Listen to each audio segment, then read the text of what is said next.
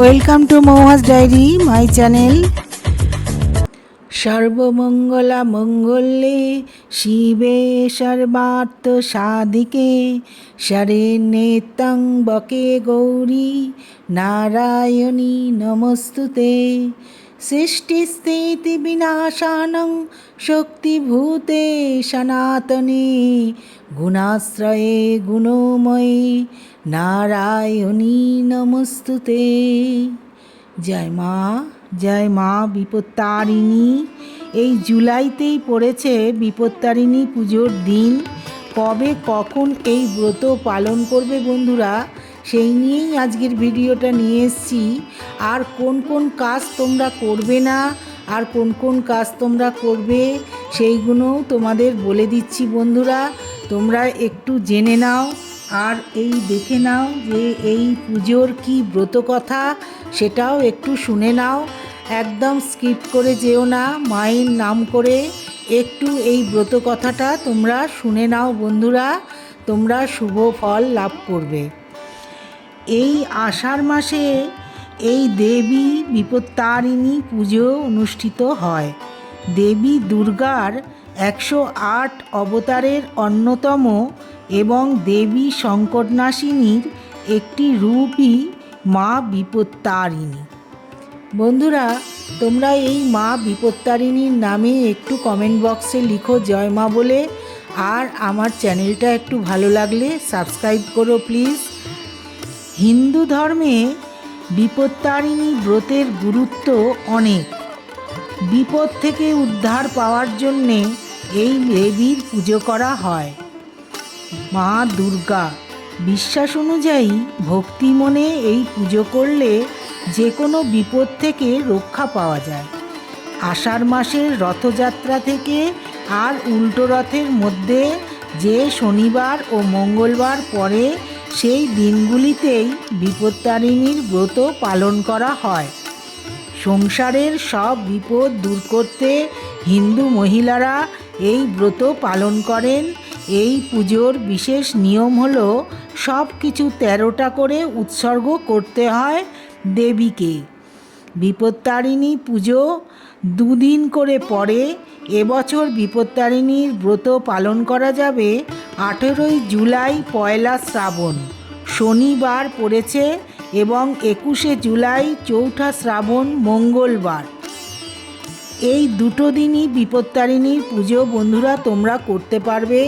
নয় শনিবার করতে পারো, 18ই জুলাই পড়েছে পয়লা শ্রাবণ, আর নয় মঙ্গলবার 21শে জুলাই চৌঠা শ্রাবণ। ব্রত পালনে কি কি লাগবে একটু জেনে নাও। ঘট লাগবে, আম্রপল্লব, শীষওলা ডাব, একটি নৈবেদ্য, 13টি গিঁট দেওয়া লাল সুতো, সঙ্গে 13টি দুব্ব বাঁধা, 13 রকম ফুল, 13 রকম ফল, 13 গাছি লাল সুতো, 13টি দুব্বা, 13টি পান ও 13টি সুপারি। ব্রতের আগের দিন নিরামিষ ভোজন করাটাই ভালো, নিরামিষ আহার করলেই ভালো, এটাই করা উচিত। উপবাস করে নিষ্ঠা করে সব উপকরণ দিয়ে মা বিপত্তারিণীর পুজো করতে হয়। পুজো শেষে 13টা লুচি ও 13 রকমের ফল খেতে হয় প্রসাদ হিসেবে। পুজো হয়ে গেলে ঠাকুরের পায়ে অর্পণ করা 13টি গিঁট দেওয়া লাল সুতো ডোর হাতে বেঁধে নিতে হয়। এই লাল সুতো মেয়েদের বাম হাতে, ছেলেদের ডান হাতে পরতে হয়। এটি অন্তত 3 দিন হাতে রাখার নিয়ম। বিপত্তারিণী পুজোর আগের দিন নিরামিষ এবং পুজো শেষে 13টা লুচি ও 13 রকমের ফল খেতে হয় প্রসাদ হিসেবে। আর চালের জিনিস খাওয়া একদম নিষেধ। আর কোনো অপরিচ্ছন্ন স্থানে বিপত্তারিণী পুজো করবে না বন্ধুরা, নয়তো ঘরের সুখ শান্তি নষ্ট হবে। কি কি করবে না এইগুলো তোমাদের বলছি, কোন কাজটা তোমরা করবে না। পুজোর চলাকালীন কারো সঙ্গে কথা বলবেন না, এর ফলে দেবী ক্রুদ্ধ হতে পারেন এবং অর্থ সম্পর্কিত সমস্যা শুরু হয়। সেই সঙ্গে ব্যবসার ক্ষতি, বাড়িতে অসুস্থতা দেখা দিতে পারে। বিপত্তারিণী পুজোর সময় কখনোই কাউকে অপমান করবেন না, এমনকি এদিন কোনো মহিলার সম্পর্কে কুরুচিকর কথা বলবেন না, এতে মা লক্ষ্মী ক্রুদ্ধ হন। এদিন পরিবারের নিকট সদস্য ছাড়া কোনো ব্যক্তিকে টাকা দেবেন না ও নিজেও ধার করবেন না। মনে করা হয় এই সময় প্রদত্ত অর্থ ফেরত আসে না, সেই সঙ্গে দেবী রুষ্ট হন এবং সম্পর্ক নষ্ট হয়ে যায়। এই পুজোর দিন পরিবারের কোনো সদস্যের মদ্যপান এড়ানো উচিত। বিপত্তারিণী পুজোর দিন কাউকে চিনি দেবেন না।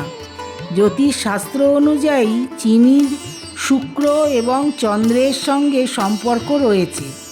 অন্যদিকে শুক্র বস্তুগত সুখের কর্তা, তাই এদিন চিনি দিলে শুক্র দুর্বল হয় এবং সংসারে অশান্তির পাশাপাশি আর্থিক সংকট দেখা দেয়। বন্ধুরা, তোমরা কি করবে না তোমাদের বলে দিলাম। বিপত্তারিণী শব্দের অর্থই হলো যিনি বিপদ হরণ করেন, আর দেবী দুর্গার এক বিশেষ রূপ হিসেবেই মা বিপত্তারিণী পূজিত হন।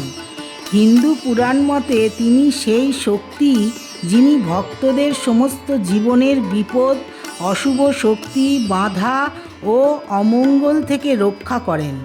বিশ্বাস করা হয় মা বিপত্তারিণীর আশীর্বাদে জেলখাটা মানুষও মুক্তি পায়, পরিবারে মেলে শান্তি ও সমাধান। এই পুজোর জন্য নির্দিষ্ট কোনো বিশেষ মুহূর্তর উল্লেখ না থাকলেও সাধারণত দিনের বেলায় বা প্রদোষকালে সূর্যাস্তের আগেই এই পুজো সম্পন্ন করা হয়। বিপত্তারিণীর পুজোর মন্ত্র: উগ্রচণ্ডা মহাদেবী চণ্ডমুণ্ড বিনাশিনী বিশ্বং ধাত্রী নমস্তুভ্যং বিপত্তারিণী হারিণী বিপত্তারিণী মহামায়ে চণ্ডী চামুণ্ড বিক্রমে সর্ববাধা বিনাশিনী দুর্ভিক্ষ রোগ নাশিনী। এই মন্ত্র দেবীকে উগ্রচণ্ডা বলা হয়েছে এই মন্ত্রে, অর্থাৎ ভয়ঙ্কর শক্তির অধিকারিণী, যিনি চণ্ড ও মুণ্ড নামক এই অসুরকে বধ করেছিলেন। আবার তিনি বিশ্বং ধাত্রী, যিনি গোটা জগৎকে ধারণ করেন। এই মন্ত্র পাঠের মাধ্যমে ভক্তরা তার শরণাপন্ন হন এবং জীবনের সমস্ত ক্লেশ, দুঃখ ও বিপদের থেকে মুক্তি প্রার্থনা করেন। এই পুজো কালী মন্দির, দুর্গা মন্দিরেই হয়ে থাকে। সমস্ত মন্দিরে, মায়ের মন্দিরে বা কেউ কেউ বাড়িতেও করে থাকেন। এই পুজোর জন্যে ডালি করতে হয়, যেরকম বললাম সেইভাবেই বন্ধুরা তোমরা এই পুজো করবে। এই পুজোর একটা ব্রত কথা আছে, যেটা পাঠ করা বা শ্রবণ করা খুব দরকার। মা তাতে খুব সন্তুষ্ট হন। এই বিপত্তারিণী পুজোর দিন তোমরা অবশ্যই এটা শ্রবণ করবে। পুরাকালে নারদ ঋষি বেড়াতে বেড়াতে একদিন কৈলাসে গিয়ে উপস্থিত হলেন।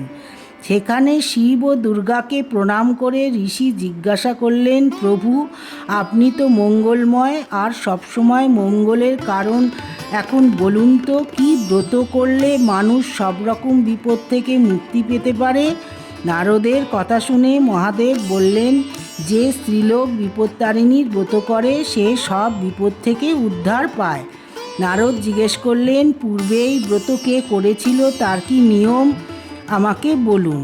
নারদের কথা শুনে মহাদেব বললেন, পুরাকালে বিদর্ভ রাজ্যে একজন সত্যনিষ্ঠ রাজা ছিলেন, তার স্ত্রীও ছিলেন নানা গুণসম্পন্ন।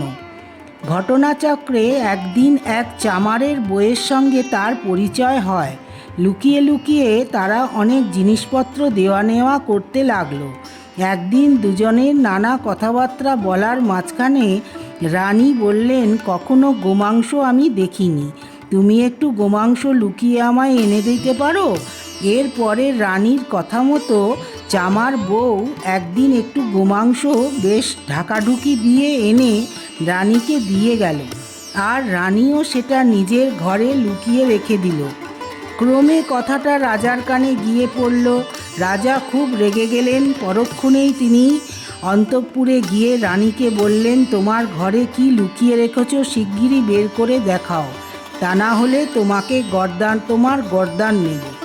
রাজার রাগ দেখে রানীর খুব ভয় হলো। কাঁপতে কাঁপতে রানী বললেন, আমার ঘরে নানা রকম ফল মূল আর ফুলই আছে প্রভু। রাজাকে এই কথা বলার পরে রানী মনে মনে মা দুর্গাকে খুব ডাকতে লাগলেন। রানী মনে মনে বললেন, মা বিপত্তারিণী, আমি আজ খুব বিপদে পড়েছি, আমায় আশ্রয় দাও মা, এই বিপদ থেকে উদ্ধার করো মা, আমি সারা জীবন তোমার ব্রত পালন করব। রানীর প্রার্থনায় দেবী সন্তুষ্ট হয়ে অভয় দিলেন। আর তবে আমি সন্তুষ্ট হয়েছি রানী, তোমার ঘরে যা ছিল সেটা এখন ফলমূল হয়ে গেছে, তুমি এখন সেগুলো রাজাকে গিয়ে দেখাও, রাজা খুবই সন্তুষ্ট হবেন। মা দুর্গার কথা মতো রানী ঘরে গিয়ে দেখলেন যে সেগুলো ফলমূল হয়ে গেছে। রাজা দেখে খুব সন্তুষ্ট হলো এবং এইভাবেই বিপত্তারিণীর ব্রত প্রচার হলো।